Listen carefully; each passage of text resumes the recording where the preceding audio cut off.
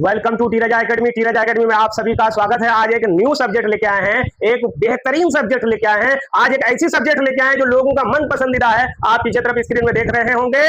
आज हम लेके आए हैं होम साइंस। आज हम होम साइंस का परिचय जानेंगे, जिसे हिंदी में गृह विज्ञान कहते हैं। चलिए आइए इसकी शुरुआत करते हैं। गृह विज्ञान, जिसे इंग्लिश में होम साइंस कहते हैं, इसका आज हम एक परिचय जानने वाले हैं। चलिए आइए, गृह विज्ञान का मीनिंग क्या होता है, the meaning of home science. तो चलिए सबसे पहले हम लोग जानेंगे गृह के बारे में। तो गृह कहते हैं घर को।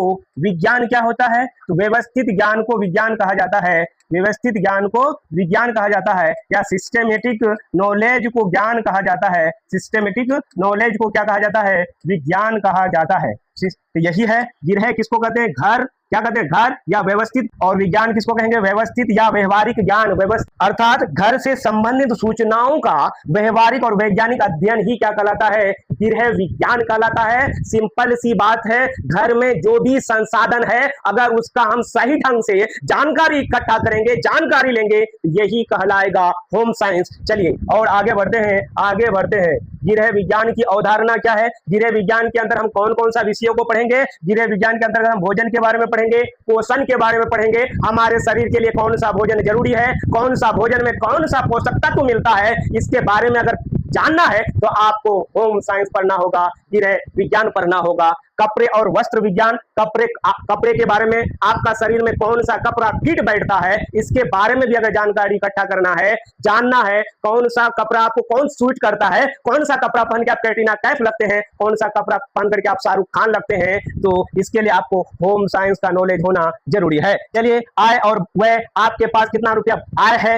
इनकम कितना है, और आप एक्सपेंडिचर कितना कर रहे हैं, आपके पास रुपया कितना है, खर्च कितना कर रहे हैं, कौन सा फील्ड में कितना खर्चा कर रहे हैं, इसके बारे में भी अगर आपको जानकारी चाहिए, अगर आप सही से घर को संवारना चाहते हैं, तो आपको इसके लिए होम साइंस पढ़ना पड़ेगा। परिवार के सदस्यों की देखभाल, अगर आप होम साइंस पढ़ के रहते हैं, अगर आप होम साइंस का स्टूडेंट बनते हैं, तो आप घर के परिवार को सही से देख पाएंगे। चलिए आगे बढ़ते हैं।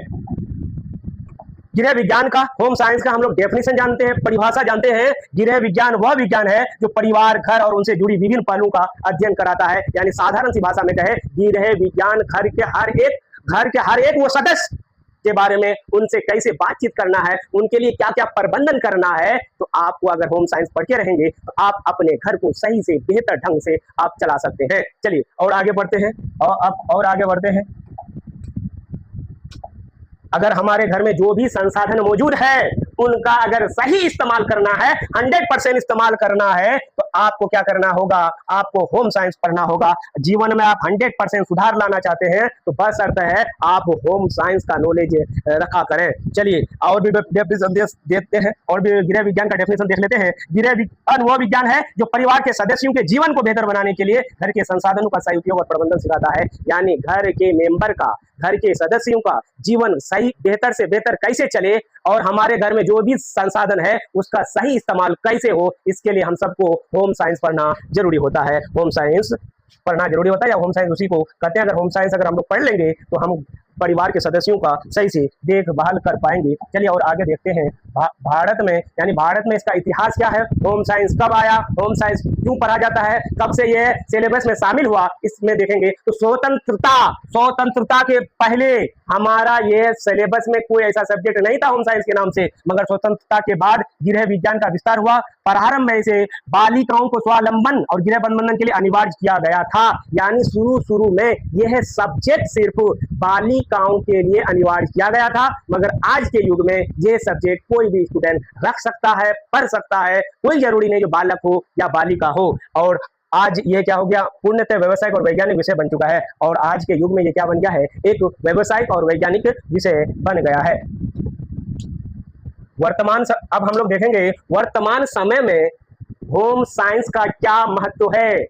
चलिए वर्तमान समय में होम साइंस का महत्व देखने। होम साइंस क्या करता है? स्वास्थ्य यानी हमारे हेल्थ, पोषण यानी जो हम खाते हैं, स्वच्छता यानी साफ सफाई, सभी चीज को जागरूकता कराता है होम साइंस। स्वास्थ्य का और हम रुपया पैसा का प्रबंधन कैसे करें इसकी भी जानकारी या इसकी भी नॉलेज हमें बताता है। कौन बताता है? तो होम साइंस बताता है। इसके बाद देखेंगे गृह विज्ञान की कौन कौन सी शाखा है। Branches of home science, branches of home science, आहार एवं पोषण यानी भोजन और पोषक तत्वों का अध्ययन। आज हमको कौन सा भोजन खाना चाहिए, कौन सा भोजन में कौन सा पोषक तत्व है, कौन सा भोजन में कौन सा न्यूट्रिएंट्स है, किसमें विटामिन है, किसमें मिनरल्स है, किसमें फैट्स है, किसमें कार्बोहाइड्रेट है, सबके बारे में अगर हमको सही नॉलेज अगर चाहिए तो होम साइंस पढ़ना होगा। होम साइंस पढ़ने से आपको खाने का ढंग, कौन सा पोषक तत्व खाना चाहिए, कौन सा नहीं खाना चाहिए, इसकी जानकारी आपको हो जाएगा। वस्त्र विज्ञान आपको पहले ही बता दिए हैं, इससे आपको पता चल जाएगा कौन सा आपको कपड़ा पहनना चाहिए, कौन सा कपड़ा कौन सी धागे से बना हुआ है, कौन सा कपड़ा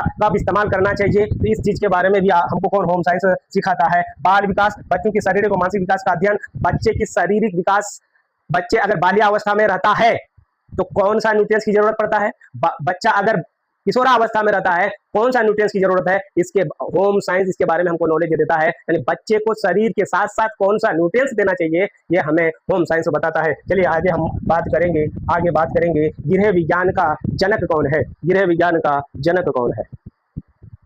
तो गृह विज्ञान का जनक है जस्टिस फ्रीहायर वान लिबिग। गृह विज्ञान का जनक कौन है?